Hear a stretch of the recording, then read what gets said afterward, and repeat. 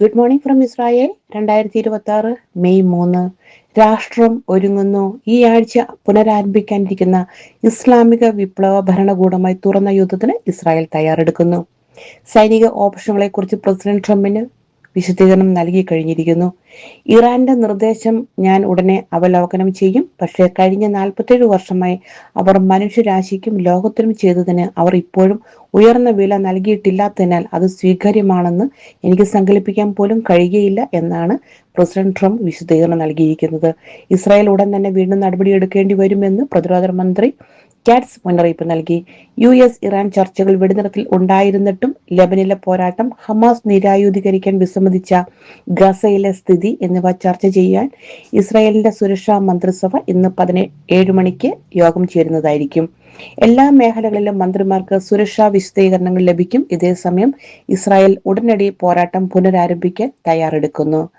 Northern Israel ലെബനിലെ ആഴങ്ങളിൽ സ്ഥിതി ചെയ്യുന്ന ഹിസ്ബുള്ളയുടെ ഡ്രോണുകളുടെ ഉൽപാദന വിതരണ ശൃംഖല ആക്രമിക്കുവാൻ പ്രധാനമന്ത്രി നെതന്യാഹുവും പ്രതിരോധ മന്ത്രി കാറ്റ്സും IDFനോട് ഉത്തരവിട്ടു.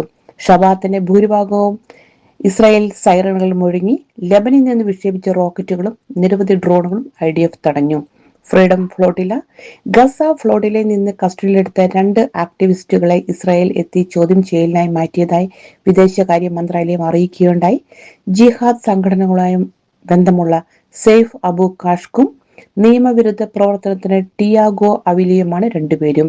ഇരുവർക്കും അവരവരുടെ രാജ്യങ്ങളിലെ പ്രതിനിധികളിൽ നിന്ന് കോൺസുലർ സന്ദർശനം ലഭിക്കുന്നതായിരിക്കും. ഗ്രീസിൽ നിർത്തിവെച്ച ഫ്ലോട്ടിലേക്ക് ഇസ്രായേൽ ജലാശയങ്ങളിൽ എത്താൻ കഴിഞ്ഞിട്ടില്ല. അടുത്ത ജിഹാദ് ഫ്ലോട്ടില സമീപഭാവിയിൽ സംഘടിപ്പിക്കുകയാണ്.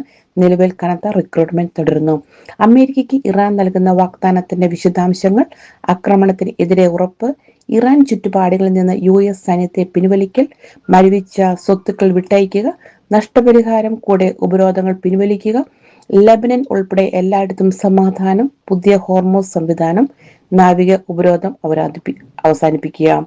ടെഹ്റാൻ ഇപ്പോൾ വാഷിംഗ്ടണിന്റെ ഉത്തരവിനായി കാത്തിരിക്കുന്നു. കൂടുതൽ വാർത്തകൾ ലഭിക്കുവാനായി RJBC ന്യൂസ് ഫോളോ ചെയ്യുക. താങ്ക്